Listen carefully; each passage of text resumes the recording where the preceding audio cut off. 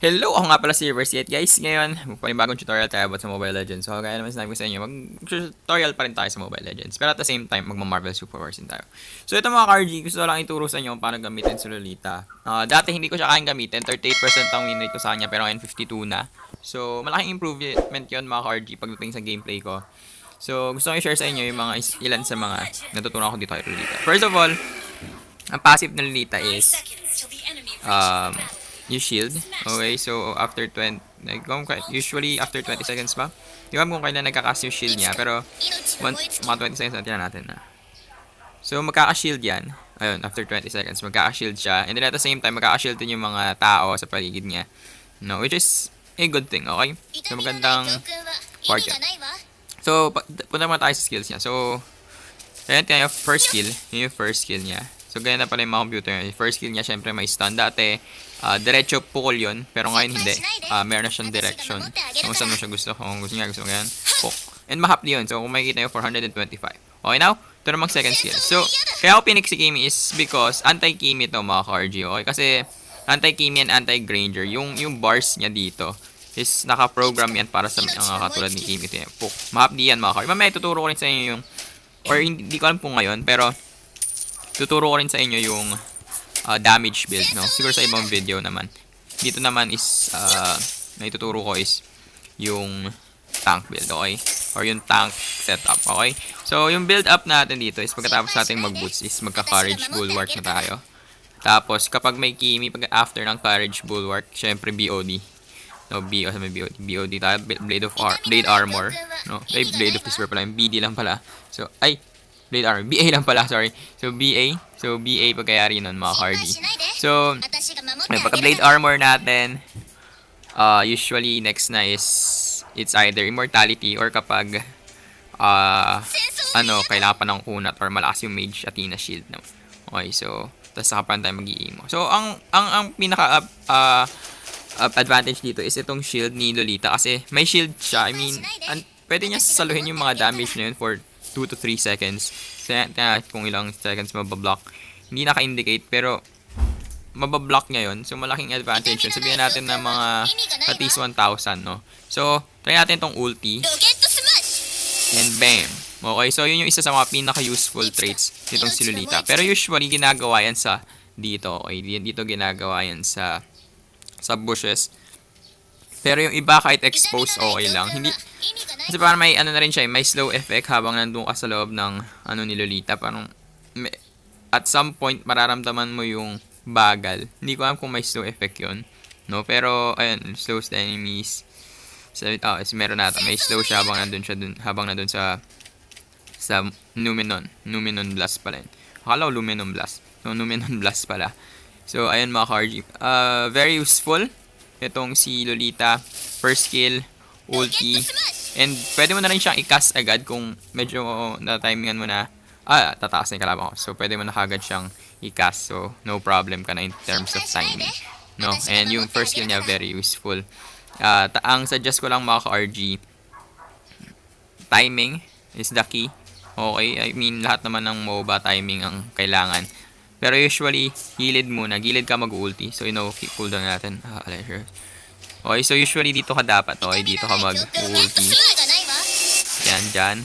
Huwag ka mag-ulti ng mid lane. But no cooldown na nga eh. Or masyado kang nakagitna, kaya nakaganyan. Pwede naman, kaso obvious eh. Okay, tsaka yung parang span mo, hindi masyadong malawak, okay? Hindi na ma-maximize. Unlike kapag nandito ka sa may bandang side, kung pa-diagonal, medyo mas area yon and mas ramdam yung Numenon Blast, okay? And dito naman sa first skill natin mga KRG, pwede mo siyang ipang-dash din, okay? So, pwede mong isa-ko na ganyan, tas pwede rin siyang pang-sidestep, and then flicker, tas bangak, okay? So, ayun mga KRG, very useful yun, makastun ka lang. Lalo na kapag Lunox, Selena, pwede mo siyang i-combo kay Selena, no? So, ayun mga KRG. So, ito yung defense type na, wala pa pala. So, sige, yan na natin yung build, no? Since yun naman yung pinaka-highlight natin. So, bili tayo ng gold. Gold, okay. So, ito yung build sa kanya. So, meron na tayong Courage Bulwark, and then lagyan natin ng BOD para anti-Kimi. Then Athena's Shield, tapos Immortality. Pwede tayo mag-Brute Force Breastplate na rin. Or Anti-Keras. Okay. I do not prefer this one kasi hindi naman, I don't know. Mas gusto ko ito or the Anti-Keras. Depende. Or pwede ka rin namang mag-Cursed Helmet, no? So, yung last item mo nakadepende na sa pangalawang pinakamalakas or yung pangalawang carry ng kalaban. So, for example, pwede ka rin naman mag-Demon Wings para kung may Aldous, ganun, or Aldo.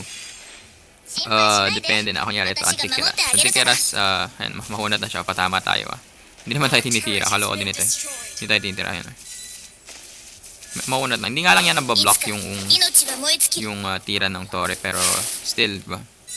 Mahunat na siya, So, hindi na natin kailangan ng Oracle, no? Yung iba kasi nag-Oracle para lumakak tayo shield. Oracle din naman na kailangan kasi may Athena shield yan, So, lalawak na masyado yan. So, mas mag-focus ka na sa ibang traits or ibang stat niya. So, ipakita na lang natin dito yung build natin for the damage build. So, the damage type ko to, linagay ko Thunderbelt. Tapos, ng Blade of Heptasis. And then, next natin is Emo. Immortality. Or kapag may Kimi, kapag may Kimi, pwede tayong mag-BOD. And then, sa pang-attack, ito, Malefic Roar. Tapos saka tayo mag-Emo. Ayan. Tingnan nyo yung base damage nitong first kill, Hook. Okay. So, halos 1k. So, yung Luminon Blast, 1-3. No? Tapos try natin i-kasagad to. Nag-retreat na siya, So, yung tatlo lang yun. 1,009. So, may chance din. Yan, yun. Kaso masyado mabilis si Kimi. Pero yun mga ka-RG, sana gustuhan niyo yung video. Malakas to si Lolita. Especially pag may Kimi and Granger. I prefer mag-Lolita na kayo. Lalo na sa mga tank users dyan. Medyo mahina na si Grok. Hindi ko alam kung ano yung specific na nagpahina kay. Specific nerf na nagpahina kay Grok. Pero I can tell you guys, or mga ka-RG, na mina na yung ating meta tank. Okay, so tingnan natin to. Hook. Hindi ko nakita yun, pero kung makikita yun. Ayun, may slow effect siya. Tapos, kaya mo na makapatay ng Kimi sa full build ka. So, very useful. Okay. So, yun, hanggang sa muli. Ako si Reverse Guy. Abangan nyo ako sa next video natin. And don't forget to subscribe, okay? Like, comment, subscribe. So, yan. Booyah!